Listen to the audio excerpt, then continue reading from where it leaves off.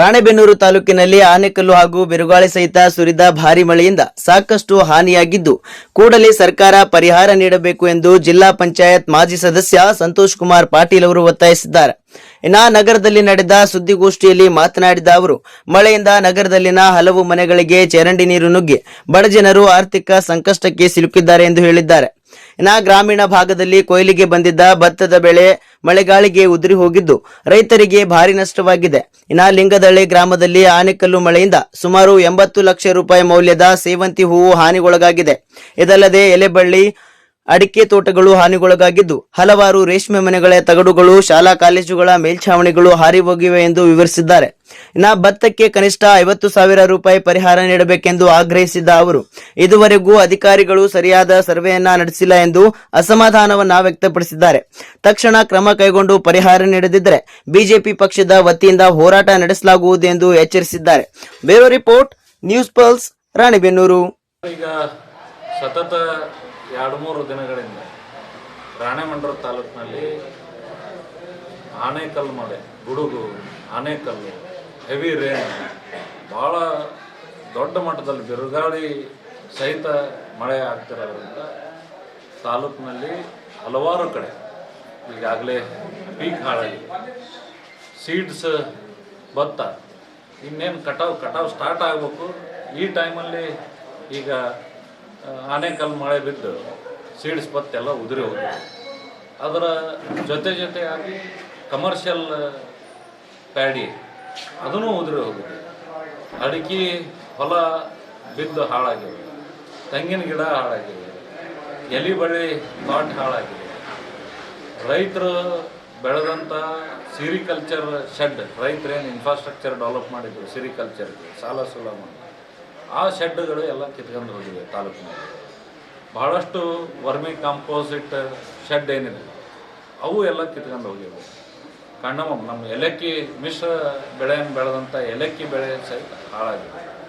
ಅದರ ಜೊತೆಗೆ ಹಲವಾರು ಶಾಲೆ, ಮನೆ ಮತ್ತು ಇತರೆ ಇನ್ಫ್ರಾಸ್ಟ್ರಕ್ಚರ್ ನಮ್ಮದು ಭಾಳ ಹಾಳಾಗಿದೆ ತಾಲೂಕಿನಲ್ಲಿ. ಯಾವ ಒಬ್ಬ ಅಧಿಕಾರಿನೂ ಸೀರಿಯಸ್ ಆಗಿ ತಗೊಂಡು ಆ್ಯಕ್ಚುಯಲ್ ಡ್ಯಾಮೇಜ್ ಏನಾಗಿದೆ, ರೈತರಿಗೆ ಏನು ಪರಿಹಾರ ಒದಗಿಸ್ಬೇಕಾಗಿದೆ ಅನ್ನೋದನ್ನು ಯಾವ ಅಧಿಕಾರಿಗಳು ಸೀರಿಯಸ್ ಆಗಿ ಕೆಲಸ ಮಾಡ್ತಾಯಿಲ್ಲ. ಸೊ ಈ ದಶೆಯಲ್ಲಿ ನಾವು ಈ ಪ್ರೆಸ್ ಮೀಟನ್ನು ಕರೆದಿದ್ದೀವಿ. ತಮ್ಮ ಮುಖಾಂತರ ನಾವು ಜಿಲ್ಲಾ ಮತ್ತು ತಾಲೂಕಾ ಆಡಳಿತಕ್ಕೆ ಆಗ್ರಹ ಮಾಡ್ತೇವೆ. ಏನು ಈಗ ರೈತರು ಕಮರ್ಷಿಯಲ್ ಏನು ಪ್ಯಾಡಿ ಇದೆ ಅದಕ್ಕೆ ಎಕರೆಗೆ 40,000 ರಿಂದ 50,000 ಏನು ಸೀಡ್ಸ್ ಭತ್ತ ಇದೆ ಅದು ಖರ್ಚೆ 40-50,000 ಬರ್ತವೆ. ಎಕರೆಗೆ 70,000 ರಿಂದ 80,000 ಅಡಿಕೆ ತೋಟ ಹಾಳಾಗಿದ್ದರೆ ಎಕರೆಗೆ 80,000 ದಿಂದ 1,00,000 ಎಲೆ ಬಳ್ಳಿ ತೋಟಕ್ಕೂ 80,000 ದಿಂದ 1,00,000 ಇತರೆ ಗಾಂಜಾಳ ಮತ್ತು ಹೈಬ್ರಿಡ್ ಈ ಥರದ ಯಾವ ಪೀಕ್ ಇದ್ರೂ ಅವಕ್ಕೂ ಕೂಡ ಎಕರೆಗೆ ಮಿನಿಮಮ್ 30,000 ಈಗ ನಮ್ಮಲ್ಲಿ ಹೂವು, ಸಾವಂತಿಗೆ ಹೂವು ಬೆಳೀತಾರೆ. ಸುಮಾರು 80 ಲಕ್ಷದಷ್ಟು ಒಂದೇ ಊರಲ್ಲಿ ಸಾವಂತಿಗೆ ಹೂವಿನ ತೋಟ ಹಾಳಾಗಿದೆ. ಈ ಎಲ್ಲ ರೈತ ಕಣ್ಣೀರಲ್ಲಿ ಜೀವನ ಕಳೆಯುವಂಥ ಪರಿಸ್ಥಿತಿ ರಾಣೆಬೆನ್ನೂರು ತಾಲೂಕಿನಲ್ಲಿ ಅಕಾಲಿಕ ಮಳೆಯಿಂದ ಆಗಿದೆ. ಸರ್ಕಾರ ಎಚ್ಚೆತ್ಕೋಬೇಕಾಗಿದೆ. ಆಡಳಿತ ರೂಢ ಪಕ್ಷಗಳೇ ಎಚ್ಚೆತ್ತುಕೋಬೇಕಾಗಿದೆ. ಜನರ ಕಷ್ಟಕ್ಕೆ ಧಾವಿಸ್ಬೇಕಾಗಿದೆ.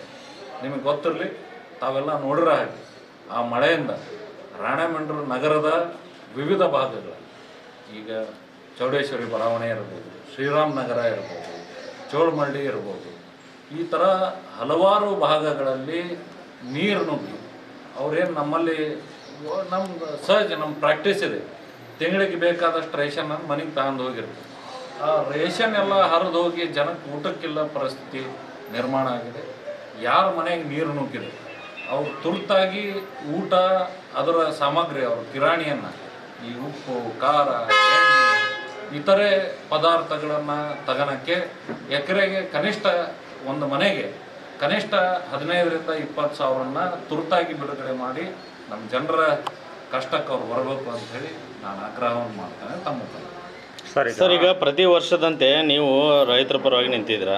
ಪ್ರತಿ ವರ್ಷ ಯಾವಾಗ ಮಳೆ ಬಂದರು, ಯಾವಾಗ ಕಾಲಕ್ಕೆ ಮಳೆ ಬಂದರು, ರೈತರಿಗೆ ಹಾನಿ ಆದರೂ ನೀವು ನಿಂತ್ಕೊಂಡ್ರೆ ಸರ್ವೆ ಮಾಡ್ತೀರಾ ಅಥವಾ ಗೌರ್ಮೆಂಟಿಗೆ ಅದನ್ನು ಮನದಟ್ಟು ಮಾಡುವಂಥ ಪ್ರಯತ್ನ ಮಾಡ್ತೀರಾ. ಇದರಿಂದ ರೈತರಿಗೆ ಎಷ್ಟು ಲಾಭ ಆಗಿದೆ ಅಥವಾ ಎಷ್ಟು ನಷ್ಟ ಆಗಿದೆ ಸರ್? ನೀವು ಪ್ರಯತ್ನ ಮಾಡ್ತಿದ್ದೀರಾ, ಬಟ್ ರೈತರಿಗೆ ಪರಿಹಾರ ಸಿಕ್ಕಿದೆಯಾ ಸರ್? ಈಗ ಸರ್ಕಾರ ಕೋಮಾ ಪರಿಸ್ಥಿತಿಯಲ್ಲಿದೆ. ಸರ್ಕಾರ ಸಿದ್ದರಾಮಯ್ಯನವರ ನೇತೃತ್ವದ ಕಾಂಗ್ರೆಸ್ ಸರ್ಕಾರ ಕೋಮಾ ಪರಿಸ್ಥಿತಿಯಲ್ಲಿ ಮನುಷ್ಯಾಗಿದ್ದಾಗ ಹೊಟ್ಟೆ ಹಸು ಆಗೈತೇನಪ್ಪ ಅಂದ್ರೂ ಗೊತ್ತಾಗಂಗಿಲ್ಲ, ನೀರು ಕುಡಿತೇನಪ್ಪ ಅಂದ್ರೂ ಗೊತ್ತಾಗಂಗಿಲ್ಲ, ಹಗಲು ಗೊತ್ತಾಗಂಗಿಲ್ಲ, ರಾತ್ರಿ ಗೊತ್ತಾಗಂಗಿಲ್ಲ, ಯಾರು ಮಾತಾಡಿಸಿದ್ರೂ ಗೊತ್ತಾಗಂಗಿಲ್ಲ. ಯಾವ ರೀತಿಯ ಸ್ಪಂದನೆಗಳು ಹೆಂಗೆ ಕೋಮಾ ಪರಿಸ್ಥಿತಿಯಲ್ಲಿದ್ದಂಥ ಮನುಷ್ಯನಿಗೆ ಇರ್ತದೆ, ಪೇಷಂಟಿಗೆ ಇರ್ತದೆ, ಆ ಥರ ರಾಜ್ಯದ ಕಾಂಗ್ರೆಸ್ ಸರ್ಕಾರ ಕೋಮಾ ಪರಿಸ್ಥಿತಿಯಲ್ಲಿದೆ. ರೈತರ ನೋವು, ಜನರ ನೋವು, ಜನರಿಗೆ ಬೇಕಾದಂಥ ಸವಲತ್ತುಗಳು, ಜನರ ಆಶೋತ್ತರಗಳಿಗೆ ಸ್ಪಂದನೆ ಹೋಗಿರುವಂಥ ಸರ್ಕಾರ ಇರೋದ್ರಿಂದ ವಿರೋಧ ಪಕ್ಷವಾಗಿ ಭಾರತೀಯ ಜನತಾ ಪಾರ್ಟಿಯ ಎಲ್ಲ ಮುಖಂಡರು ಇವತ್ತು ನಾವು ಒಟ್ಟಾರೆಯಾಗಿ ಈ ಹೋರಾಟ ರೈತರ ಪರ, ರೈತರ ಧ್ವನಿಯಾಗಿ ನಿಲ್ಲಬೇಕು ಅಂತೇಳಿ ನಾವೆಲ್ಲ ನಿಂತಿದ್ದೀವಿ. ಸರ್ ಈಗ ಹೋದ ವರ್ಷ ರೈತರಿಗೇನೋ ಕಳಪೆ ಬೀಜ ಮಾರಾಟ ಮಾಡದಂಥ ರೈತರುಗಳಿಗೆ ಭಾಳಷ್ಟು ಸಂಕಷ್ಟಕ್ಕೆ ಪರಿಸ್ಥಿತಿ ಬಂದು ಎಷ್ಟೋ ರೈತರು ಬೀದಿಗೆ ಬಿದ್ದು, ಎಷ್ಟೋ ರೈತರು ಸಾಲ ಸುಳಿವಾಗಿ ಬಿದ್ದು, ಎಷ್ಟೋ ರೈತರು ಆತ್ಮಹತ್ಯೆ ಪರಿಸ್ಥಿತಿ ಬಂದಿದೆ. ಎಷ್ಟೋ ಇದು ಆದರೆ ಎಷ್ಟೋ ಪರಿಸ್ಥಿತಿ ಬಂದು ಇದನ್ನು ಮಾಡಿದ್ದಾರೆ. ಬಟ್ ಈ ಹೋರಾಟಕ್ಕೆ ಪರಿಶ್ರಮ ಸಿಕ್ಕಿಲ್ಲ. ಕೆಲವೊಂದು ತಾತ್ಕಾಲಿಕವಾಗಿ ಏನು ಅಧಿಕಾರಿಗಳಿದ್ದಾರೆ ಅವರು ಬೆರಳೆಣಿಕೆಯಾಗಿ 2-3 ಬೇಡ 4 ಇದನ್ನು ಮಾಡಿ ಬಂದ್ ಮಾಡೋಂಥ ಕಾರ್ಯ ಮಾಡಿದ್ದಾರೆ. ಬಟ್ ಸಂಪೂರ್ಣವಾಗಿ ಬಂದ್ ಮಾಡಿಲ್ಲ. ಈಗ ಮತ್ತು ಅದು ಏನಾಗಿದೆ, ಓಪನ್ ಆಗಿದೆ. ಯಾವುದು ಏನು ರೈತ ಕೊಡೋ ಅಂಥ ಬೀಜಗಳು ಅಂಗಡಿಗಳು ಓಪನ್ ಆಗಿದೆ. ಆದರೆ ಇದ್ರ ಬಗ್ಗೆ ಇದು ನೀವು ಒಬ್ಬರಿಗೆ ಸರ್? ನಮಗೆಲ್ಲ ಗೊತ್ತಿರೋ ಹಾಗೆ ಹೋದ ಮುಂಗಾರಿನ ಹಂಗಾಮದಲ್ಲಿ ರಾಣೆಬೆನ್ನೂರಿನಲ್ಲಿ ನಕಲಿ ಬೀಜದ ಹಾವಳಿಯಿಂದ ಸಾಕಷ್ಟು ತೊಂದರೆಗಳನ್ನು ನಮ್ಮ ರೈತರು ಅನುಭವಿಸಿದ್ರು. ರೈತನ ಜೊತೆಗೆ ನಿಲ್ಲುವ ರೀತಿಯಲ್ಲಿ ನಾಟಕವಾಡಿದಂಥ ಆಡಳಿತಾರೂಢ ಪಾರ್ಟಿ ನಮ್ಮ ಜಿಲ್ಲಾಡಳಿತ ಒಂದು 25-30 ಅಂಗಡಿಗಳ ಲೈಸೆನ್ಸ್ ರದ್ದು ಮಾಡಿದರು, FIR ಮಾಡಿದರು, ಎಲ್ಲದೂ ಮಾಡಿದರು. ನಾನು ಅವ್ರಿಗೆ ಕೇಳೋದು ಒಂದೇ ಪ್ರಶ್ನೆ. ಈಗ ಒಂದು ಸೀಡ್ ನನಗಿರೋ ಸಣ್ಣ ಮಾಹಿತಿ, ಒಂದು seed germination success and failure approval ಆಗ್ಬೇಕಂದ್ರೆ ಮಿನಿಮಮ್ 6 to 7 years ಬೇಕು ಅಂತ ನನಗೆ ಇರೋ ನಾಲೆಜ್ ಇದೆ. ಒಬ್ಬ ಮ್ಯಾನುಫ್ಯಾಕ್ಚರ್ಗೆ ಒಂದೇ ವರ್ಷದಲ್ಲಿ 9ರಿಂದ 10 ತಳಿಗೆ ನೀವು ಲೈಸೆನ್ಸ್ ಕೊಡ್ತೀರಿ ಅಂದರೆ ಹೂ ಇಸ್ ಫಸ್ಟ್ ಕಲ್ಪ್ರಿಟ್? ಮೊದಲು ಕಲ್ಪ್ರಿಟ್ ಯಾರು? Who has to be punished? ಯಾರಿಗೆ ಮೊದಲು ಶಿಕ್ಷೆ ಆಗಬೇಕು? ಯಾರು ಇವನ್ನ ಅಪ್ರೂವಲ್ ಕೊಟ್ಟು ಜನರಿಗೆ ನೀವು ಮಾರ್ಬೋದಂತ ಲೈಸೆನ್ಸ್ ಕೊಟ್ಟರಲ್ಲ, ಫಸ್ಟ್ ಅವ್ರ ಮೇಲೆ FIR ದಾಖಲಿಸ್ರಿ, ಅವ್ರನ್ನ ಜೈಲಿಗೆ ಹಟ್ಟ್ರಿ, ಆಮೇಲೆ ಇವೆಲ್ಲ ಸರಿ ಆಗ್ತವೆ ಅನ್ನೋ ಆಗ್ರಹಗಳನ್ನು ನಾನು ತಮ್ಮ ಮುಖಾಂತರ ಮಾಡ್ತೀನಿ. ಸರಿ, ಈಗ ಅಕಾಲಿಕ ಸುರಿರ್ತಕ್ಕಂಥ ಮಳೆಯಿಂದಾಗಿ ಸಾರ್ವಜನಿಕರಿಗೆ ಮತ್ತು ರೈತರಿಗೆ ಸಮಸ್ಯೆಗಳಾಗಿದೆ. ಈ ಒಂದು ಪರಿಸ್ಥಿತಿಯನ್ನು ರಾಜ್ಯ ಸರ್ಕಾರ ನಿರ್ಲಕ್ಷ್ಯವನ್ನು ವಹಿಸಿ ಯಾವುದೇ ಪರಿಹಾರವನ್ನು ಕೊಡ್ತಾ ಇಲ್ಲ ಅಂತ ಆರೋಪ ಮಾಡ್ತಾ ಇದ್ರಿ. ಒಂದು ವೇಳೆ ನಿಮ್ಮ ಸರ್ಕಾರ ಅಧಿಕಾರದಲ್ಲಿ ಇದ್ದಿದ್ರೆ ಈ ಒಂದು ಪರಿಸ್ಥಿತಿಯನ್ನು ಯಾವ ರೀತಿ ನಿಭಾಯಿಸ್ತಾ ಇದ್ರಿ? ಸರ್, ಬಸವರಾಜ ಬೊಮ್ಮಾಯಿ ಮತ್ತು ಯಡಿಯೂರಪ್ಪನವರ ನೇತೃತ್ವದ ಸರ್ಕಾರ ಇದ್ದಾಗ ಮನೆಗಳು ಬಿದ್ದಾಗ ಫುಲ್ ಡ್ಯಾಮೇಜ್ಗೆ 5 ಲಕ್ಷ ಕೊಟ್ಟಿದ್ವಿ, ಪಾರ್ಷಿಯಲ್ ಡ್ಯಾಮೇಜ್ಗೆ 1.5 ಲಕ್ಷ ತನಕ ಕೊಟ್ಟಿದ್ವಿ, ಹಾಫ್ ಡ್ಯಾಮೇಜ್ಗೆ 2.5 ಲಕ್ಷ ತನಕ ಕೊಟ್ಟಿದ್ವಿ, 2.5-3 ಲಕ್ಷ ತನಕ ಕೊಟ್ಟಿದ್ವಿ. ಎಕರೆಗೆ 10ರಿಂದ 15 ಸಾವಿರ ಬೆಳೆ ಪರಿಹಾರಗಳನ್ನು ಕೊಟ್ಟಿದ್ವಿ.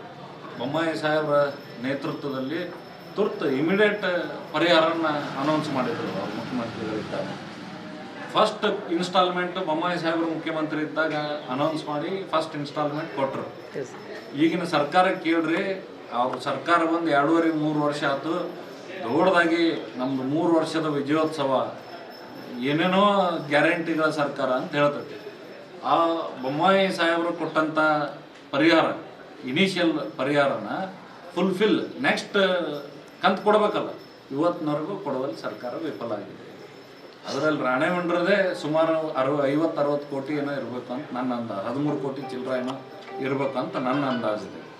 ಸೊ ಈ ಥರದ ವ್ಯವಸ್ಥೆ ಸರ್ಕಾರದಲ್ಲಿದ್ದಾಗ ಈ ನಾನು ವಿರೋಧ ಪಕ್ಷದಲ್ಲಿದ್ದೆ, ಭಾರತೀಯ ಜನತಾ ಪಾರ್ಟಿ ಮತ್ತು ಎಲ್ಲ ಮುಖಂಡರು ನಾವು ವಿರೋಧ ಪಕ್ಷದಲ್ಲಿದ್ದು ರೈತರ ಪರ ಧ್ವನಿ ಎತ್ತೋದು, ರೈತರ ಸಲುವಾಗಿ ಹೋರಾಟ ಮಾಡೋದು ನಮ್ಮ ಕೆಲಸ. ಅವ್ರ ಧ್ವನಿಯಾಗಿ ಸರ್ಕಾರಕ್ಕೆ ಹೋಗ್ತೀವಿ. ಸರಿ, ಈಗ ಈ ಪತ್ರಿಕಾಗೋಷ್ಠಿ ಮುಗಿದ ಮೇಲೆ ಇದನ್ನು ಕೇಳಿ ಈ ರೈತರ ಸಮಸ್ಯೆಗಳನ್ನು ಆಧಾರವಿಟ್ಟುಕೊಂಡು ರಾಜಕೀಯ ಲಾಭಕ್ಕಾಗಿ ಬಳಸ್ಕೊಳ್ತಾ ಇದ್ದಾರೆ ಅನ್ನೋ ಒಂದು ಆರೋಪವನ್ನು ಹೇಳ್ತಾ ಇದ್ದಾರೆ. ಏನು ಹೇಳ್ತೀರಿ ಸರ್ ಇದಕ್ಕೆ? ಸರ್, ಎಲೆಕ್ಷನ್ ಇನ್ನು 2028ಕ್ಕೆ ಬರ್ತದೆ ಅಸೆಂಬ್ಲಿ ಎಲೆಕ್ಷನ್. ನನ್ನ ಆದಿಯಾಗಿ ಭಾಳಷ್ಟು ಜನ ಆಕಾಂಕ್ಷಿಗಳದು.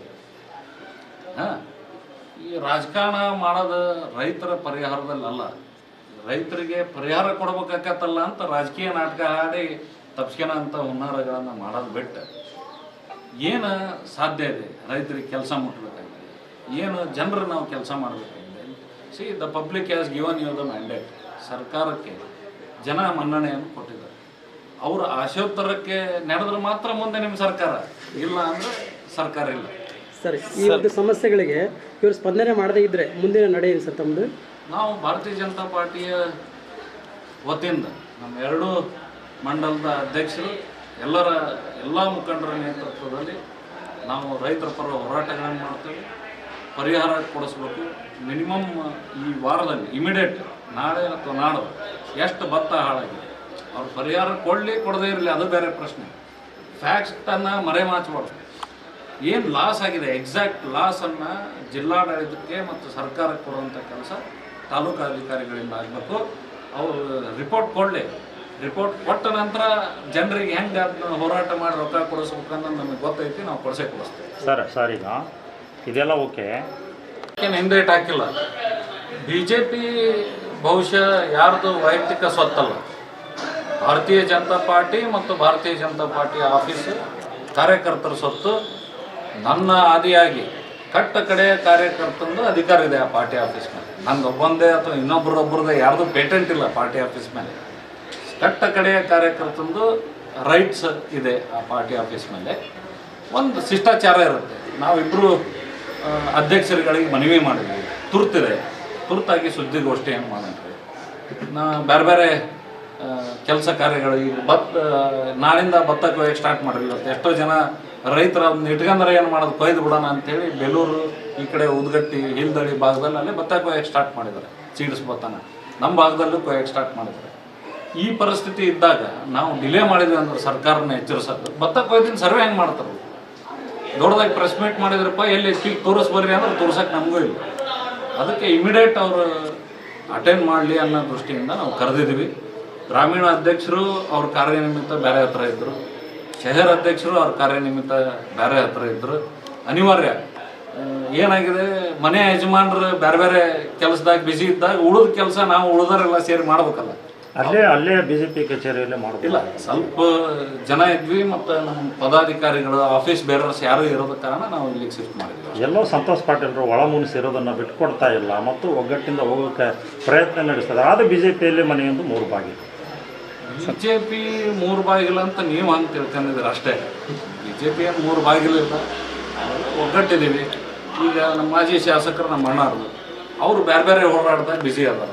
ಮತ್ತು ಮನೆ ಯಜಮಾನ್ ಬೇರೆ ಕೆಲಸ ಬಿದ್ದು ಇದ್ದಾಗ ಉಳಿದ ಕೆಲಸ ನಾವೆಲ್ಲ ಸೇರಿ ಮಾಡ್ಬೇಕು. ಇಲ್ಲಿ ಮತ್ತು ತಾಲೂಕಿನ ಜನದ ಪರ ಹೋರಾಟ ನಾ ಮಾಡ್ತೇನೆ, ಮತ್ತು ಅವರು ಬೇರೆ ಬೇರೆ ಹೋರಾಟಗಳಲ್ಲಿ ಬ್ಯುಸಿ ಅದಾರ. ಮತ್ತು ಅವನ್ನೆಲ್ಲ ಸರಿದೂಗಿಸ್ಕೊಂಡು ಹೋಗೋ ಪ್ರಯತ್ನ ಮಾಡ್ತಾ ಇದ್ದೀವಿ ಎಲ್ಲರೂ ಸೇರಿ. ಒಟ್ಟಾರೆ ಯಾವುದೇ ಮುನಿಸಿಲ್ಲ, ಯಾವ ಮುನಿಸಿಲ್ಲ.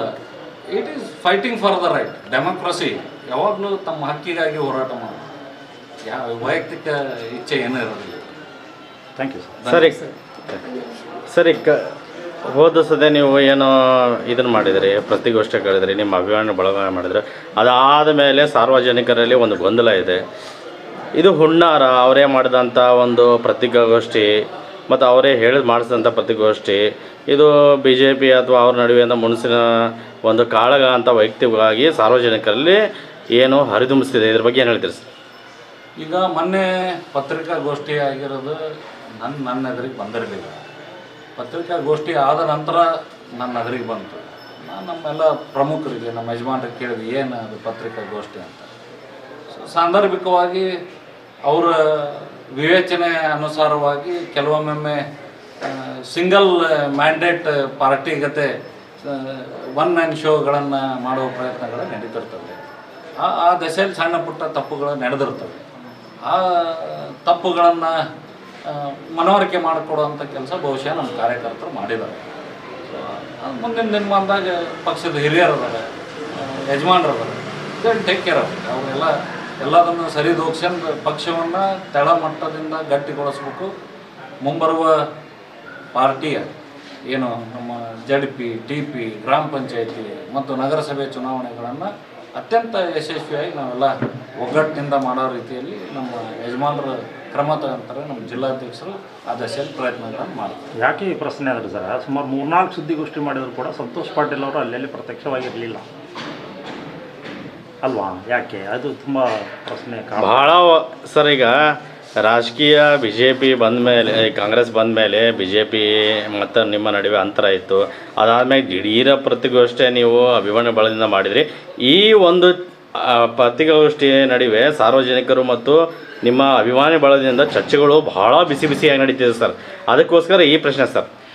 ಇಲ್ಲ ಏನಿಲ್ಲ, ಏನಾಗುತ್ತೆ, ಕೆಲವೊಮ್ಮೆ ಅಪ್ಪನ ಮೇಲೆ ಒಂದಿಷ್ಟು ಮಂದಿ ಪ್ರೀತಿ ಇರ್ತಾರೆ, ಅವನ ಮೇಲೆ ಒಂದಿಷ್ಟು ಮಂದಿ ಪ್ರೀತಿ ಇರ್ತಾರೆ. ಅವಾಗ ಅನ್ಯಾಯ ಆದಾಗ ಅವನ ಪರ ಇರೋರು ಹೋರಾಟ ಮಾಡ್ತಾರೆ, ಅಪ್ಪಗೆ ಅನ್ಯಾಯ ಆದಾಗ ಅಪ್ಪನ ಪರ ಇರೋರು ಹೋರಾಟ ಮಾಡ್ತಾರೆ. ಅವ್ರು ಯಾರೋ ಮನೆ ಬಿಟ್ಟು ಹೋಗೋ ಪ್ರಶ್ನೆನೇ ಇಲ್ಲ. ಎಲ್ಲರೂ ಮನೆಯಾಗಿರೋದೇ, ಮನೆಯಾಗಿದ್ದೇ ಹೋರಾಟ ಮಾಡೋದು.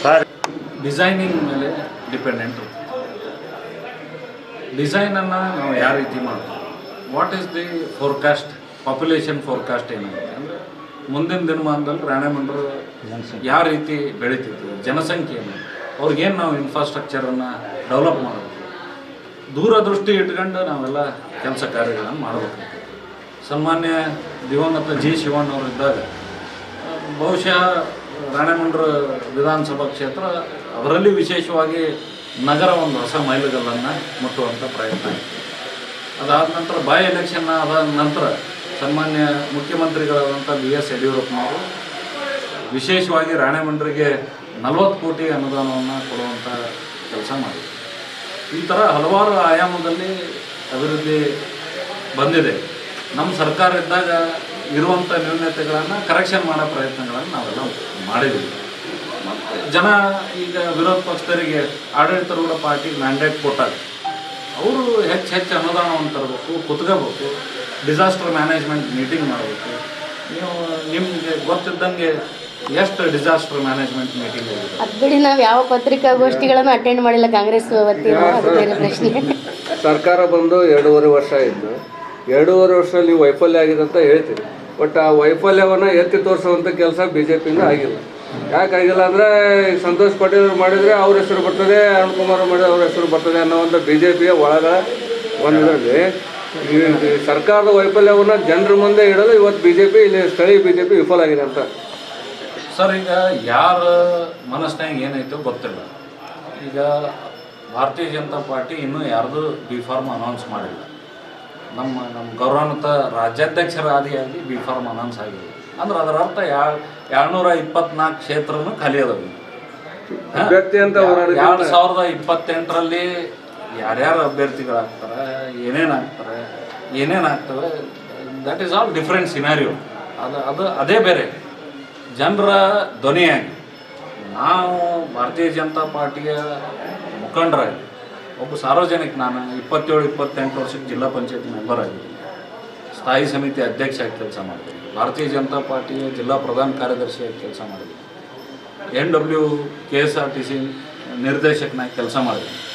ಹಲವಾರು ಹುದ್ದೆಗಳನ್ನು ಏರಿ ಸಾರ್ವಜನಿಕ ಕೆಲಸ ಮಾಡಿದಾಗ ನಮ್ಮ ಜನಕ್ಕೆ ನೋವಾದಾಗ ಯಾರು ಬರ್ತಾರೋ that is a different story. ನಾನು ದನಿ ಎತ್ತೋದು ನನ್ನ ಧರ್ಮ. ಜನ ಸಂತೋಷ್ ಪಾಟೀಲ್ ಮೇಲೆ, ಭಾರತೀಯ ಜನತಾ ಪಾರ್ಟಿ ಮೇಲೆ ವಿಶ್ವಾಸ ಇಟ್ಟರೆ ಆ ದನಿಯಾಗಿ ನಿಲ್ಲುವಂಥ ಪ್ರಯತ್ನ ನಾವೆಲ್ಲ ಸಂತೋಷ್ ಪಾಟೀಲ್ ಅಭಿಮಾನಿಗಳಾಗಿ ಮಾಡಬೇಕು. ನಡೀತಿದೆ. ನೀವು ಟಿಕೆಟ್ಗೋಸ್ಕರ ಲಾಭ ಪಡ್ತಿದ್ದೀರಾ ಅಂತ ಒಂದು ಸಾರ್ವಜನಿಕರಲ್ಲಿ ಒಂದು ಮಾತಾಗ್ತಿದೆ ಸರ್, ಇದ್ರ ಬಗ್ಗೆ ಏನು ಹೇಳ್ತೀರಾ? ಇಲ್ಲ, ಅವರೆಲ್ಲ ಬಹುಶಃ ಸ್ಟ್ಯಾಟಿಸ್ಟಿಕ್ಸ್ ಗೊತ್ತಲ್ಲ, ಎಲ್ಲೋ ಒಂದು ಚಾ ಅಂಗಡಿಯಾಗ ಕೂತ್ಕೊಂಡು ಚರ್ಚೆ ಮಾಡ್ತಿದ್ದಾರೆ. ಅವರು ಸಾರ್ವಜನಿಕ ಪದಕನೇ ಅವ್ರು ಇರಂಗೆ ಕಾಣಲಿಲ್ಲ. ಸಂತೋಷ್ ಪಾಟೀಲ್ 2023ರಲ್ಲಿ ಪಕ್ಷೇತರ ಅಭ್ಯರ್ಥಿಯಾಗಿ ಚುನಾವಣೆ ಮಾಡಿದ್ರು. ಅದಾದ ನಂತರ ಇಮಿಡಿಯೇಟ್ ನಗರಸಭೆ ಬಾಯ್ ಎಲೆಕ್ಷನ್ ಬಂತು. ನಮ್ಮ ಬೆಂಬಲಿತ ಅಭ್ಯರ್ಥಿ ಬಾಯ್ ಎಲೆಕ್ಷನನ್ನು ಮಾಡಿದೆ. ಅದು ಆದ ನಂತರ ರೈತರು ಪರಿಹಾರ ಕೊಟ್ಟಿರಲಿಲ್ಲ. ನಮ್ಮ ನಗರಸಭೆ ಮಾಜಿ ಸದಸ್ಯರ ನೇತೃತ್ವದಲ್ಲಿ, ನಮ್ಮೆಲ್ಲ ಮುಖಂಡರ ನೇತೃತ್ವದಲ್ಲಿ ಬಾರ್ಕೋಲ್ ಚಳವಳಿಯನ್ನು ಮಾಡಿದ್ವಿ. ಅತ್ಯಂತ ಯಶಸ್ವಿ ಬಾರ್ಕೋಲ್ ಚಳವಳಿಯನ್ನು ಅದಾದ ನಂತರ ಹೋದ KCC ಚುನಾವಣೆಯನ್ನು ಮಾಡಿದ್ವಿ. ಅದಾದ ನಂತರ ಹಲವಾರು ಬಾರಿ ಸರ್ಕಾರಕ್ಕೆ ಸ್ಥಳೀಯ ಆಡಳಿತಕ್ಕೆ ಕಿವಿ ಹಿಂಡುವಂಥ ಕೆಲಸ ಮಾಡಿದ್ವಿ, ಪತ್ರಿಕಾಗೋಷ್ಠಿ ಮಾಡಿದ್ವಿ, ಪರಿಹಾರ ಏನು ಕೊಡಬೇಕು ಅಂತ ಕೇಳಿದ್ವಿ, ಯಾಕೆ ಕೊಡಬೇಕು ಅಂತ ಹೇಳಿದ್ದೀವಿ, ಇವತ್ತು ಕರೆದು ಹೇಳಿದ್ದೀವಿ. ಈಗ ಏನಾಗುತ್ತೆ, ಬೇರೆ ಕುಂಭಕರ್ಣ ನಿದ್ದೆಯಲ್ಲಿ ಕೆಲವೊಂದಿಷ್ಟು ಜನ ಮಕ್ಕಂದಿರ್ತಾರೆ, ಒಮ್ಮೆ ಎಚ್ಚರಕತ್ತೆ ಅವ್ರಿಗೆ ಸಂತೋಷ್ ಪಾಟೀಲ್ ಏನೋ ಮಾತಾಡ್ತದಾನ ಅಂತ ಗಬಿ ಒಳಗ್ತಾರೆ. ಮತ್ತು ಏನು ಹೇಳ್ಬೇಕಂತ ಗೊತ್ತಾಗಲ್ಲ ನೀವು ಕೇಳಿದಾಗ, ಅದಕ್ಕೆ ಹೆಂಗೆ ಹೇಳ್ತಾರೆ ರಾಜಕೀಯವನ್ನು.